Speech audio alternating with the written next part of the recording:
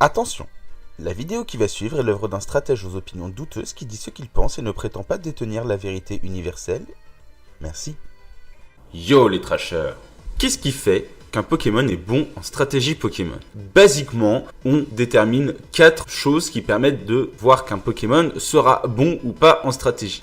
La première chose, c'est les statistiques. On a ensuite les capacités spéciales, les talents. Ensuite, il y a le move pool. Et en dernier, il y a le type.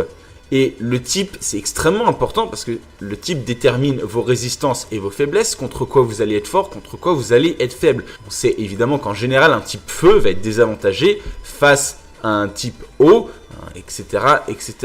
On se doute bien qu'il y a des types qui sont meilleurs que d'autres. Mais quels sont les meilleurs types à utiliser en stratégie? Eh bien, c'est ce qu'on va voir aujourd'hui avec les 6 meilleurs types en stratégie Pokémon.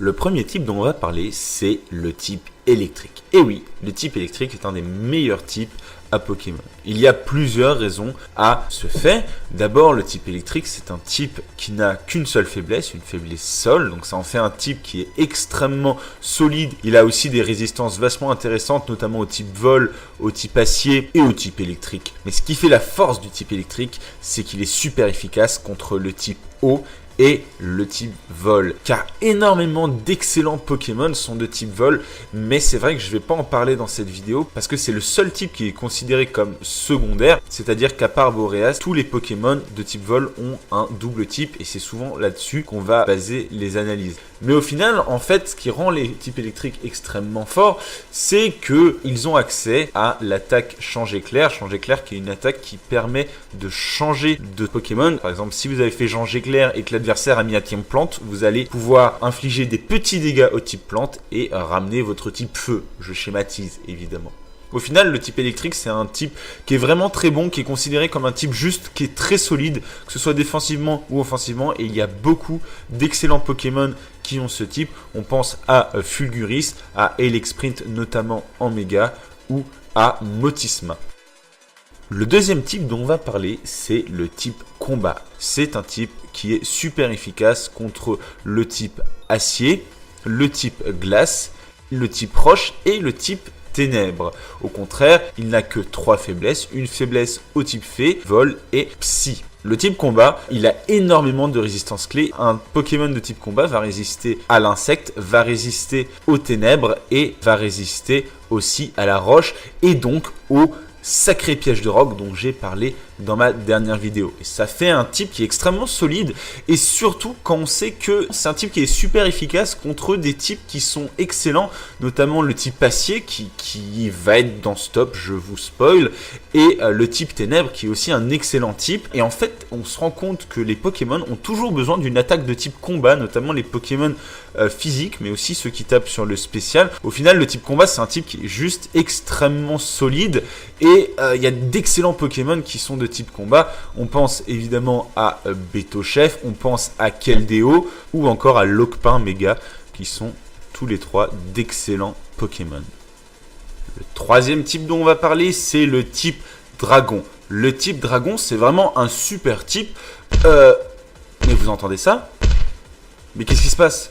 Oh mon Dieu! Ah bon, bah je suppose qu'on va parler du type fée à la place parce que il a complètement défoncé le type dragon. Désolé monsieur le Mélofée, ne vous énervez pas s'il vous plaît. Le type fée, c'est un type qui est donc apparu en 6e génération et c'est un type qui est très très fort parce que il est super efficace contre le type combat, le type dragon et le type ténèbres. Donc en gros, il est super efficace sur des types extrêmement puissants. En plus de ça, il n'a que 2 faiblesses. Une faiblesse au type acier qui est un type qui est plutôt défensif et une faiblesse poison qui est rarement vue. Et en fait, le type fée est devenu tellement cool qu'il y a beaucoup de Pokémon qui ont dû se mettre à avoir des attaques de type poison. Ça contre tellement les dragons et les Pokémon ténèbres, les Pokémon de combat, qu'au final, il y a des Pokémon qui sont à la base pas très forts, qui sont devenus juste abusés. On pense à Mélodelph, évidemment, il y a aussi Gardevoir, Azumarill, et c'est pour ça que ça remplace le type dragon, parce que le type dragon était excellent avant, mais maintenant il y a un type qui est immunisé au type dragon.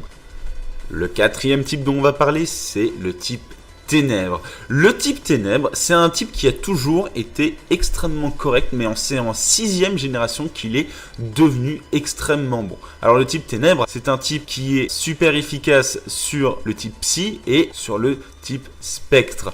Le type Ténèbres a des faiblesses au type Combat, au type Insecte et au type Fée. Et l'avantage du type Ténèbres, c'est qu'il résiste à lui-même, au type Ténèbres, au type Spectre, et surtout une immunité au type Psy. D'ailleurs, pour la petite information, le type Ténèbres a été créé en 2e génération parce que le type Psy en 1re génération était trop fort. Pourquoi il est devenu meilleur en 6e génération alors qu'il y a le type Fée qui vient être super efficace sur lui et résister? Eh bien, c'est parce que le type Ténèbres, avant, il était résisté par le type Acier et à partir de la 6e génération, il n'a plus été résisté par le type Acier. On a un type avec très peu de types qui résistent.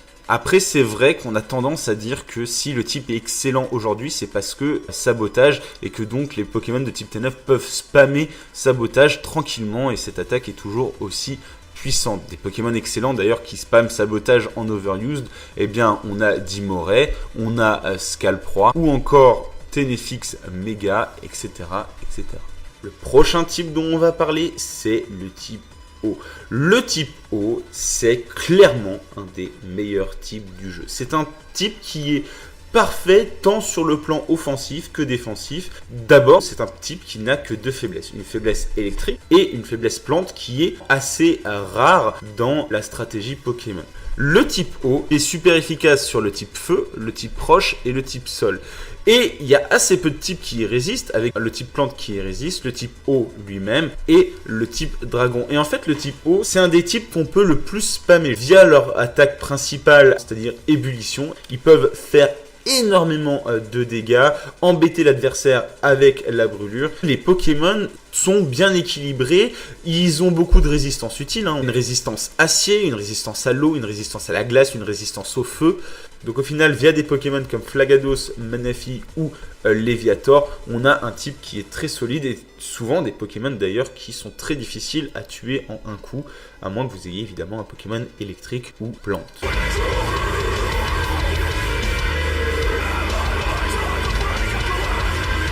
Et la palme du meilleur type est attribuée au type insecte. Non, je suis désolé les gars, c'était une blague. Le meilleur type Pokémon, c'est pas le type insecte, vous êtes un des pires. Le meilleur type en stratégie Pokémon, c'est le type acier. Le type acier, le cauchemar de tous les dresseurs dans le jeu, avec 50 000 résistances. On a une résistance acier, une résistance dragon, une résistance glace, insecte, normal, plante, psy, roche, vol et fée. Trop de résistance, tout ça pour 3 pauvres faiblesses au sol, feu et combat. Et d'ailleurs, c'est pour ça que le type combat était là. Parce que sans type combat, tu ne passes pas les types acier et ça fait chier. Donc, au final, le type acier, vous remarquerez que tous les Pokémon offensifs ont soit une attaque feu, soit une attaque combat, soit une attaque sol. Parce que sinon, ils sont complètement bloqués par les types acier qui ont en plus le mérite depuis la 6e génération d'être super efficaces contre le type fée qu'on a vu plus tôt.